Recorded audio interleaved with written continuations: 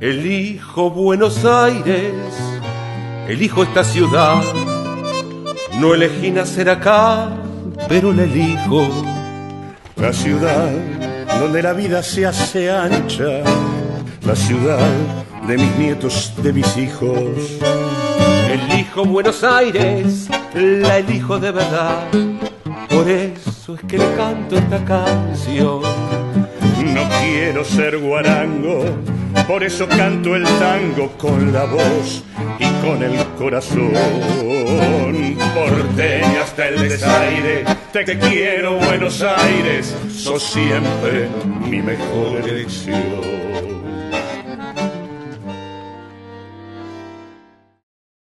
Y empezamos con un tema que está ocupando una parte importante del debate argentino de esta coyuntura.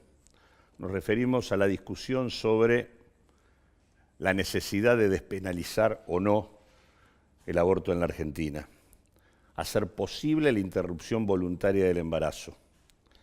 En realidad, en un contexto de alta conflictividad social, como el que se abrió en la Argentina a partir de diciembre del 2017 y que se extendió durante buena parte del verano, en un contexto además donde el gobierno, fruto de esa conflictividad social vinculada a las políticas que impulsaba, ¿no?, de reforma previsional, laboral, reforma tributaria, todas en general en contra de buena parte de los intereses de la sociedad. En ese contexto, de manera casi sorprendente, al abrir las sesiones ordinarias, el presidente de la Nación, Mauricio Macri, dijo que si bien no estaba de acuerdo con el derecho a un aborto legal, seguro y gratuito, estaba dispuesto a habilitar el debate. En primer lugar, es una pena que para que los debates se habiliten en el Parlamento tenga que venir el presidente a decirlo. Deberían ser los legisladores y parlamentarios en base a su conciencia, ¿no? Pero en general funciona así la historia. Algunos interpretaron que este hecho, el hecho de que Macri haya hecho esto que hizo, era una idea genial, una nueva idea genial de Durán Barba para desplazar el debate sobre la cuestión social. Pero la verdad que esa es una mirada corta, porque parece olvidar el hecho de que hace ya más de 12 años, diría, que viene funcionando la campaña nacional por el derecho a una educación sexual para decidir, anticonceptivos para no abortar y aborto legal para no morir, campaña que viene impulsando un movimiento de mujeres que realiza encuentros anuales desde hace 23 años y que desde el 2005 para acá se enfocó en tratar de colocar este tema en el centro del debate de la Argentina. Es gracias a ese movimiento de mujeres que tenemos la posibilidad de discutir lo que estamos discutiendo. Si se tomó desde la Presidencia de la Nación el tema es porque el tema ya estaba, porque estaba instalado. Y no lo instaló el Presidente de la Nación, lo instaló el movimiento de mujeres. La idea es conversarlo con Marta Rosenberg, con el doctor Mario Sebastiani y con Marta Alanis.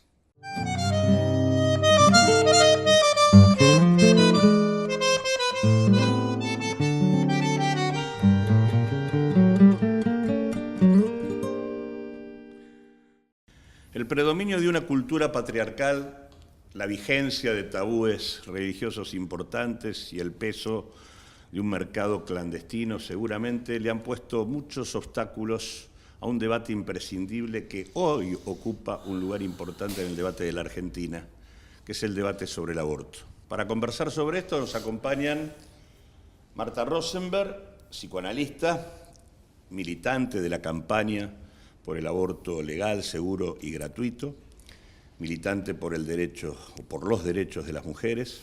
Nos acompaña Marta Alanis, referente de la Asociación Católica por el Derecho a Decidir, y nos acompaña el doctor Mario Sebastiani, obstetra del Hospital Italiano y profesor adjunto del Instituto Universitario del mismo hospital. Le empezaría preguntando a Marta, a quien he seguido en alguna de sus conferencias y presentaciones. Muchas veces se presenta como militante por los derechos de la mujer y hace especial hincapié, especialmente en el derecho al aborto. Y le preguntaría por qué pone ese especial al hablar de esta cuestión. Bueno, eso es una explicación, digamos, a posteriori. En realidad, no fue se me fue dando así, dado que yo profesionalmente empecé trabajando con niños pequeños y familias y madres, y me interesó mucho siempre el tema de la maternidad, y además empecé, a partir de mis experiencias profesionales y mis experiencias vitales, a percibir ese lugar de trabajo como un nudo muy importante en donde se revelaban, se manifestaban formas de subjetivación del dominio patriarcal sobre el proceso de la reproducción de las generaciones, que tenían a las mujeres como protagonistas, al mismo tiempo en un lugar destacado y al mismo tiempo denigrado o subordinado. Entonces, en esa coyuntura, en esa paradoja que me resultaba muy, muy visible, de figura idealizada y al mismo tiempo figura subordinada, es que, bueno, se me dio por trabajar esa coyuntura, tanto desde el punto de vista de mi trabajo profesional como desde el punto de vista de mi militancia política, que venía de antes y tenía algún otro signo, pero me pareció un lugar de militancia política muy importante. Entonces, no era solamente sobre el tema del aborto, sino que yo pertenezco a un grupo, una organización no gubernamental que se llama Foro por los Derechos Reproductivos. Es decir, que no es solamente el aborto está incluido en los derechos reproductivos como derechos humanos, como trama inseparable de derechos básicos que no son satisfacibles, perdón por el neologismo, uno sin el otro, ¿no? En esa trama, a mí, por experiencia y por interés tanto práctico como teórico, me pareció que era un lugar sin el cual yo lo que decía y alguna vez escribí es que el derecho al aborto, que figura en el nombre de nuestra campaña, la campaña no es por el aborto legal, seguro y gratuito, sino por el derecho al aborto legal, seguro y gratuito,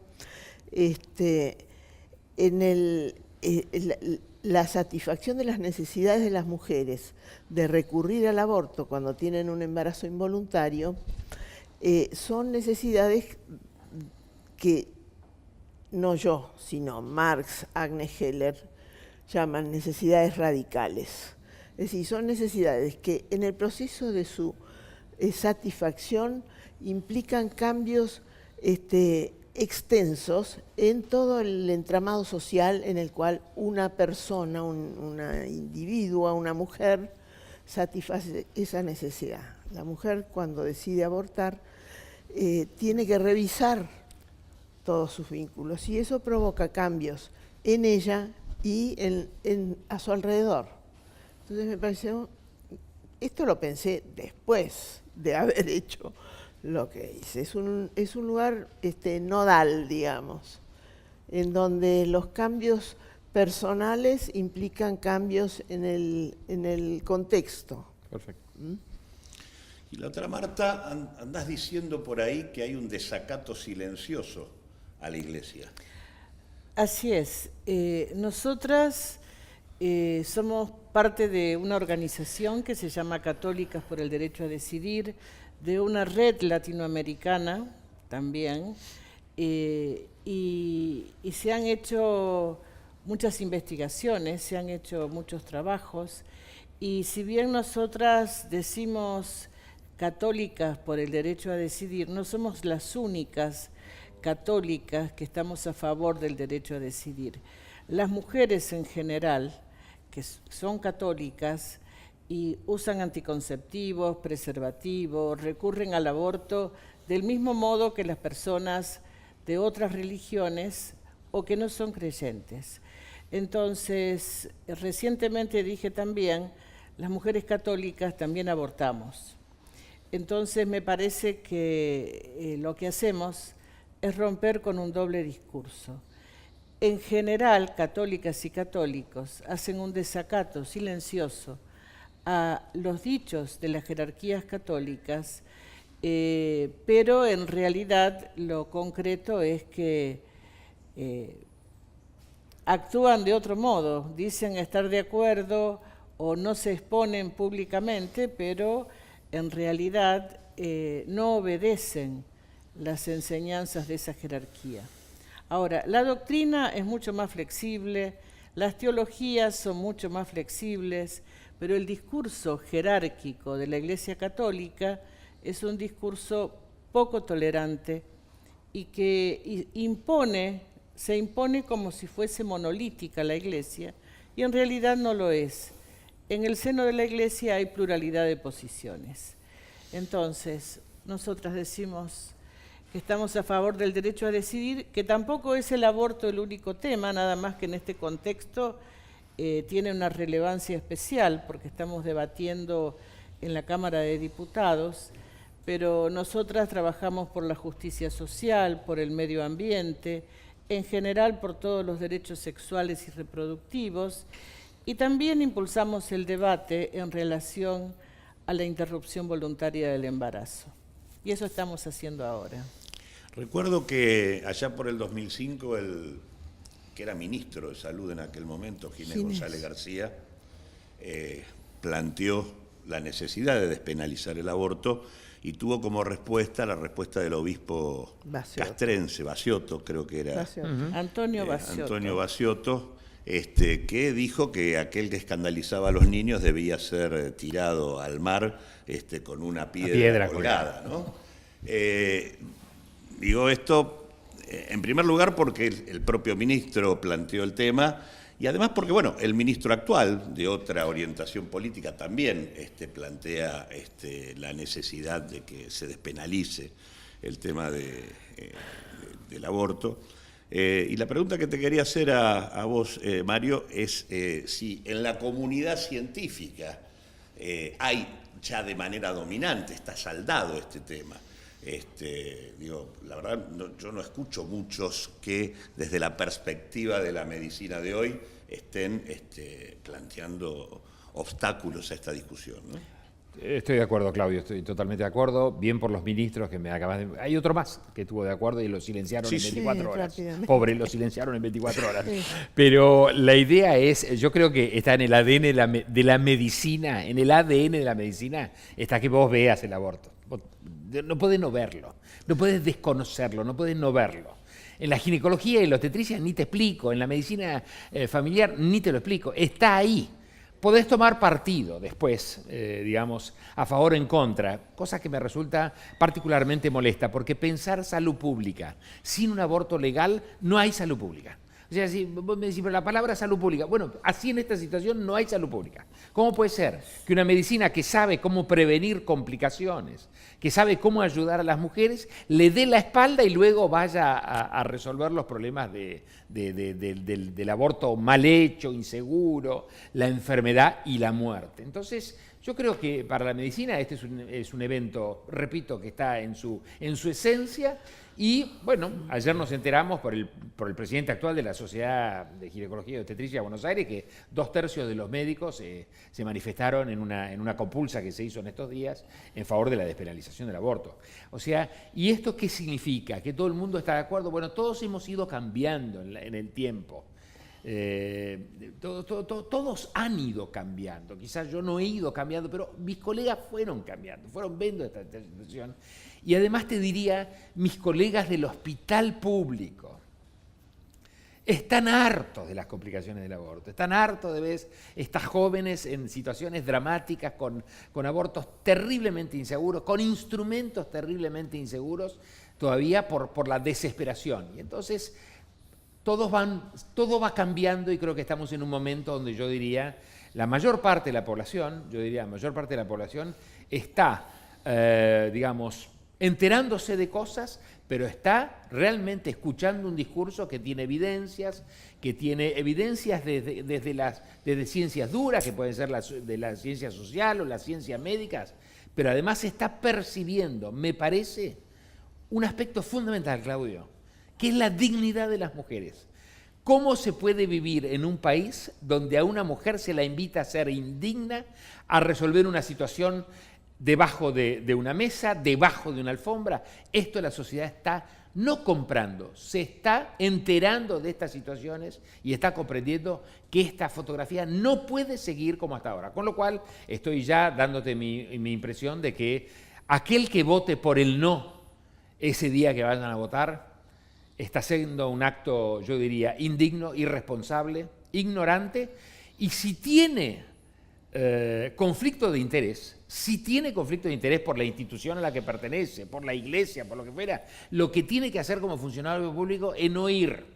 No debería ser diputado, no debería ser senador. Eso se llama ser conflicto de interés. No podés llevar tu religión ese día a esta situación. Tenés que ir con la cabeza abierta, en contra probablemente de tus propios intereses, pero buscando la política pública que resuelva este oprobio de situación del aborto que tenemos en nuestro país y en la región.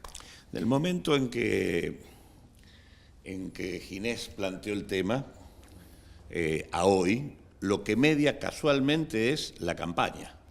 Sí. Porque del 2005 en adelante comienzan. Sería bueno, Marta, que cuente, porque creo que ha virado mucho la conciencia social sobre el tema a partir del trabajo de la campaña. Vos sabés que el momento en que habló Ginés, que era cuando salió la ley de salud sexual y procreación responsable, en el 2002 o 2003 fue, no me acuerdo 2002. Exactamente. Nosotras al día siguiente, nosotras estos grupos de mujeres que siempre estuvimos trabajando por esto, en distintos tipos de organizaciones y actividades, al día siguiente nosotras veníamos con el mandato del Encuentro Nacional de Mujeres anterior, que había sido en octubre, y lo de Ginés creo que fue en marzo o abril, y veníamos con el mandato del Encuentro Nacional de Mujeres de crear una campaña nacional sobre el derecho al aborto. Y al día siguiente que habló Ginés, convocamos una conferencia de prensa aquí en Buenos Aires, llamando a darle forma y organizar esta campaña nacional. Nos pareció un momento apropiado en el sentido de que vimos una recepción de lo que había pasado en el Encuentro Nacional de Mujeres y a nivel concreto que se promulgaba la ley de salud sexual. Después de ese momento hubo un periodo largo en el cual se hicieron algunas reuniones hasta que llegamos, algunas reuniones regionales o locales, y llegamos al 2005. Pero yo te voy a interrumpir un poco. Sí, dale. Es en el 2005 que habla Baciotto. Se crea el programa en el 2003 y Baciotto habla en el 2005 cuando Ginés González García se pronuncia a favor del derecho al aborto. Así es. Sí. Eso fue en marzo-abril. Ahí en Buenos Aires se organiza una convocatoria a una conferencia de prensa y el mismo año, en mayo, convocamos en Córdoba a 70 organizaciones de mujeres de todo el país. Pero así, es una gran autoconvocatoria que facilitamos, por supuesto, las que estábamos en Córdoba y que fueron al unísono, no sé si fue el 14 de mayo, y lanzamos la campaña nacional por el derecho al aborto legal, seguro y gratuito. Ahí le pusimos el nombre. Sí. Y ahí lo creamos el lema que está en este pañuelo: educación sexual para decidir, anticonceptivos para no abortar y aborto legal para no morir. Cuento esto porque a veces, y el 28 de mayo presentamos la campaña públicamente. Y fue el año que empezamos a juntar firmas y toda esa historia. Digo, acomodo los años porque los tengo ahí. Sí, mucho trabajo de mucho tiempo. No se hizo en 24 horas esto. Ellas vienen militando desde hace mucho tiempo coincido con vos, Claudio, que voy a decir, ¿pero qué pasó? Pasó esto. Las mujeres. No, pasó esto. Las mujeres en la calle, el pañuelo verde. La verde. diferencia entre la soledad de Ginés y la existencia hoy de encuestas que marcan lo dominante de una opinión pública a favor, está el trabajo de la campaña. Sin la campaña esto no hubiera virado como ha virado la opinión pública, las encuestas aún en los propios médicos, que estoy diciendo que hoy 2/3 están a favor. Esto no hubiera pasado en el 2005, éramos muy poquititos los que hablábamos de esto. Con Ginés coincidía, fue muy generoso conmigo, me invitaba al ministerio a hablar de esto y llamaba a todos los ministros del interior del país y se daban charlas al respecto y era significativo, pero en soledad. Bueno, Ginés fue el que empezó con la redacción del protocolo. Claro. El primer protocolo se hizo cuando Ginés todavía era la alternativa de tener un protocolo para el aborto. Del protocolo para la atención del aborto legal. Y después lo que pasó, y además conformó un comité consultivo con muchas ONGs. Que yo soy parte de esa época. Yo era parte, después prácticamente se disolvió, quedó una comisión más reducida. Es decir, Ginés estaba convencido, sabíamos que él estaba convencido que sin la legalización del aborto no había posibilidad de bajar las cifras de mortalidad materna, que eran vergonzosas y siguen siendo, pero en ese momento eran terribles. Y curiosamente Ginés fue el único ministro de gobierno que en la renovación del mandato o en la asunción del mandato de Cristina no fue ratificado en su ministerio y fue mandado al exterior, a Chile, como embajador, y que evidentemente respondió a un acuerdo de Estado con la Comisión Episcopal en ese momento. Marta, vos planteás incluso desde el derecho canónico la posibilidad de sostener el derecho a un aborto legal, seguro y gratuito. El derecho canónico no promueve el aborto, pero quiero decir, el derecho canónico en diferentes momentos, el derecho canónico no es código penal, analiza las penas, las penitencias o incluso aquellas faltas muy graves que puedan terminar en una excomunión. Entonces, cuando ante una falta grave, como consideran que es el aborto, hay atenuantes. Si no me acuerdo todos, voy a decir, hay como 5 atenuantes, que eso lo escribe muy bien Luis Pérez Aguirre, un teólogo que ya falleció de Uruguay. Dice, cuando la mujer fuese menor de edad, cuando la mujer no hubiera sabido que iba a cometer una falta grave, no sabía.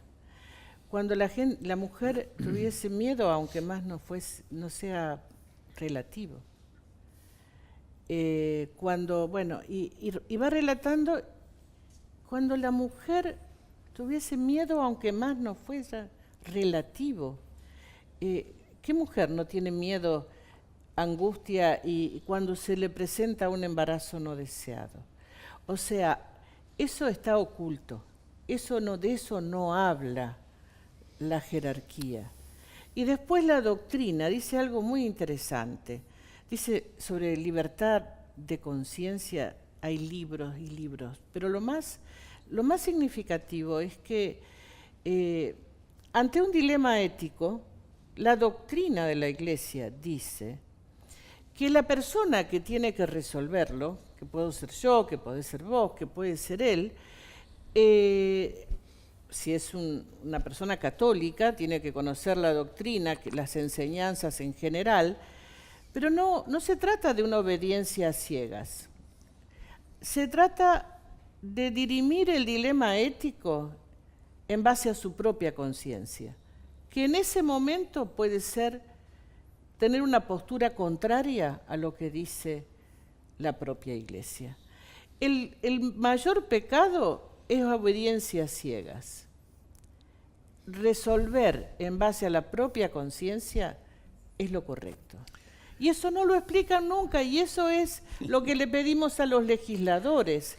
Por favor, y refuerzo lo que dice Mario, a la hora de legislar, dejen para el recinto de su propia conciencia sus creencias personales y para su vida personal, pero no le impongan a la población, a las mujeres, al 50% de la población del país, una ley que tiene que ver con creencias personales.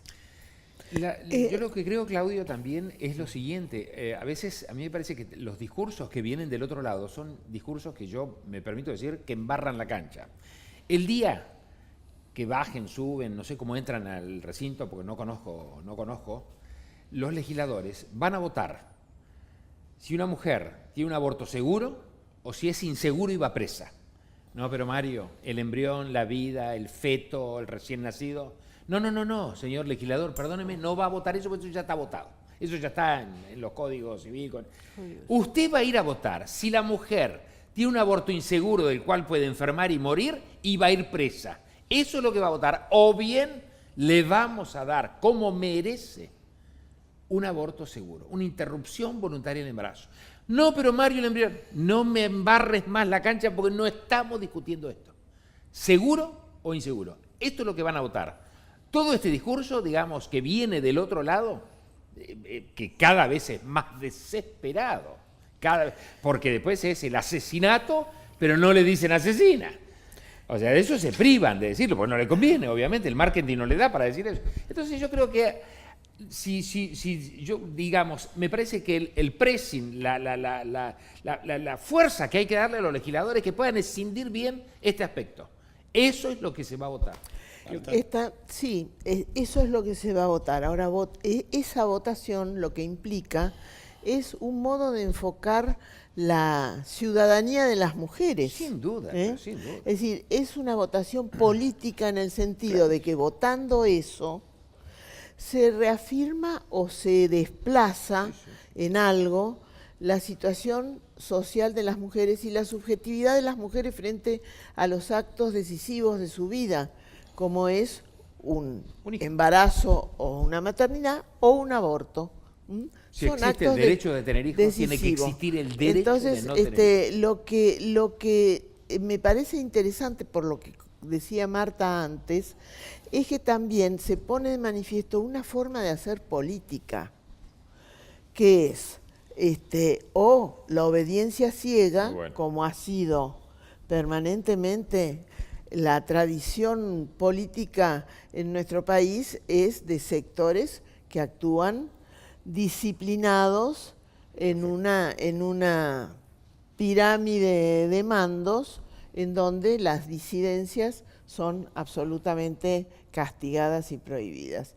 Y la forma en la que se desarrolló todo esto que pasó desde entonces, es decir, el desarrollo de la campaña. Nuestra campaña es una campaña participativa, plural y democrática. Perfecto.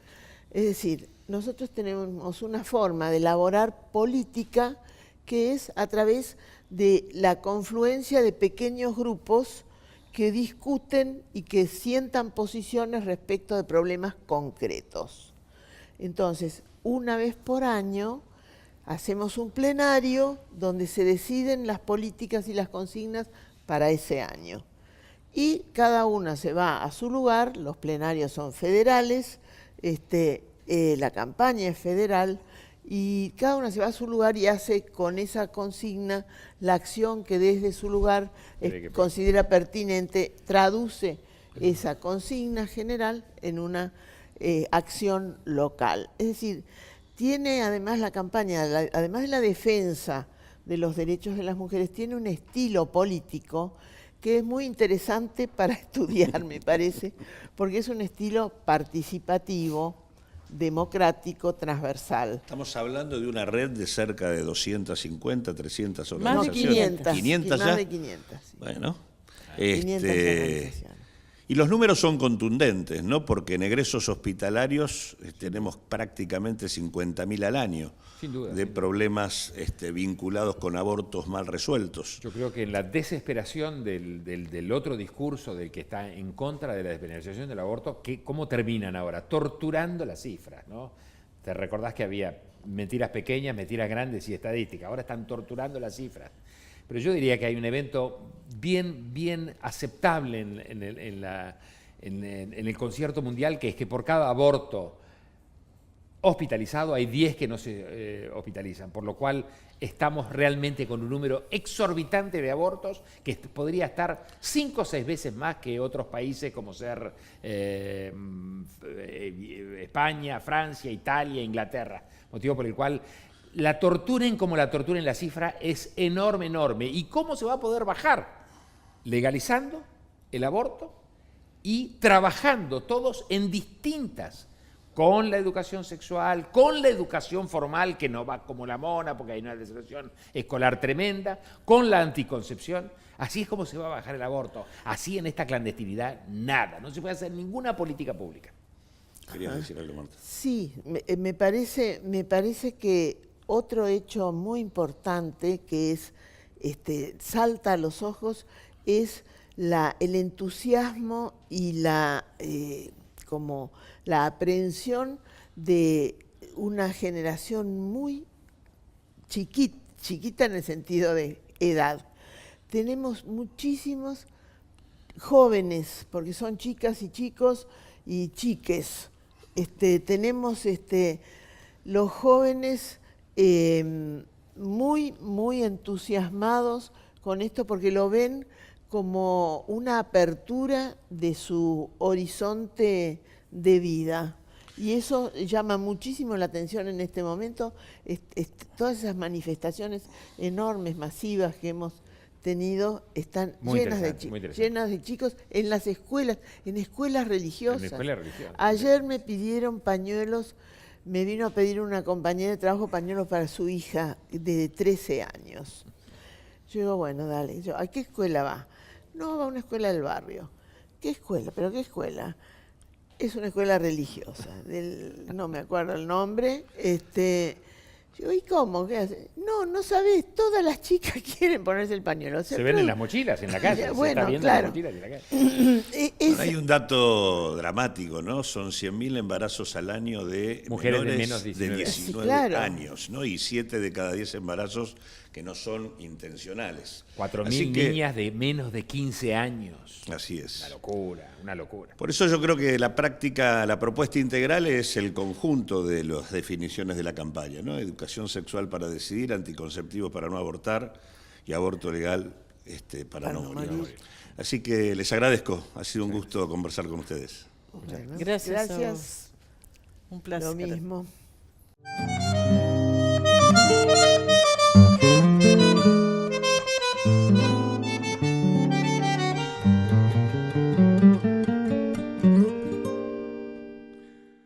Escuchamos argumentos muy importantes a favor de la despenalización del aborto, de la posibilidad de que el aborto seguro, legal, gratuito, el derecho al aborto exista en la Argentina. Y la verdad que solo nos resta decir que, por lo menos para nosotros, esta cuestión tiene que ver por lo menos con 3 grandes cosas. En primer lugar, con terminar con la hipocresía. En alguna medida estaba presente esto cuando el doctor Sebastiani refería cómo ellos como obstetras se encuentran con el tema del aborto de manera cotidiana y que no se puede dejar de entender la situación que esto plantea. Y terminar con la hipocresía porque no estamos discutiendo a ver si se van a llevar adelante abortos en la Argentina a partir de la sanción de la ley. El aborto ya existe. En realidad las estimaciones van entre 350.000 y 500.000 abortos al año. Solamente en los hospitales públicos, los egresos por digamos, embarazos que terminan en abortos mal resueltos, están en el orden de los 50.000 egresos hospitalarios al año. Si hay 50.000 abortos reconocidos por los hospitales públicos, imaginemos la magnitud que tiene ese mercado clandestino que sigue funcionando en la Argentina y que lucra y especula con la vida de las mujeres. Es un acto de hipocresía no hacerse cargo de algo que todos sabemos hace ya muchísimo tiempo que existe, porque no es que los desconocemos. Además, yo estoy casi seguro que varios de los que hasta en nombre de vaya a saber qué cosa puedan terminar votando en contra tienen algún aborto en el placar. La verdad que esta es la situación concreta, porque además tenemos 100.000 adolescentes menores de 19 años, 100.000 embarazos adolescentes anuales, de chicas menores de 19 años, 7 de cada 10 que no son intencionales. Entonces, ¿cómo no hacerse cargo de esto? Y el no hacerse cargo, esta actitud de hipocresía, da lugar a un segundo punto, que es el tema de la desigualdad. Hay que terminar con la hipocresía para poder reducir la desigualdad. Porque en ese mercado clandestino, las que pierden son las más jóvenes y las que pierden son las más pobres. Son aquellas que no pueden garantizar con un ingreso importante la posibilidad de llevar adelante un aborto seguro. Es más, estamos en situaciones tales donde en la Argentina, porque la ciencia sigue avanzando y permite la existencia de drogas que hoy permiten abortar sin intervención quirúrgica, y esa droga en la Argentina está hoy vendiéndose un 2000% por encima de lo que se vende en otros países. Haciendo prácticamente inalcanzable para las mujeres de menores recursos medicamentos como el misoprostol que permite el aborto espontáneo. Y esto es fruto de una connivencia entre el único laboratorio que lo produce, que es el laboratorio Beta, que es un productor monopólico, y el ANMAT, que es el organismo que autoriza los medicamentos en la Argentina. Ese medicamento, el misoprostol, que está definido por la Organización Mundial de la Salud como un medicamento esencial y para uso ginecológico, acá en la Argentina figura como un medicamento para uso gástrico. Bueno, esto es lo que le permite al laboratorio hacer pingües beneficios vendiendo algo que solo pueden usar aquellas que disponen de recursos para esto. Por lo tanto, el tema de definir una ley que permita la interrupción voluntaria del embarazo viene a intervenir sobre un mercado clandestino que hoy, de manera concreta, opera en desmedro de la vida de las más jóvenes. De hecho, digamos, las causas por muerte, de muerte materna, por el tema de los abortos, son 77 casos cada 100.000. Pero ese 77 mujeres cada 100.000, en la Ciudad de Buenos Aires son 14 y en Formosa son 166. La desigualdad está a la orden del día. Y el tercer punto es fortalecer la democracia. La democracia es aquel régimen que permita que cada uno pueda decidir sobre su propia historia. Y no hay posibilidad de que las mujeres puedan decidir sobre su propia historia si no tienen derecho a decidir sobre su propio cuerpo. En realidad, hay miles de vidas en juego y los legisladores tienen un papel importante para cumplir.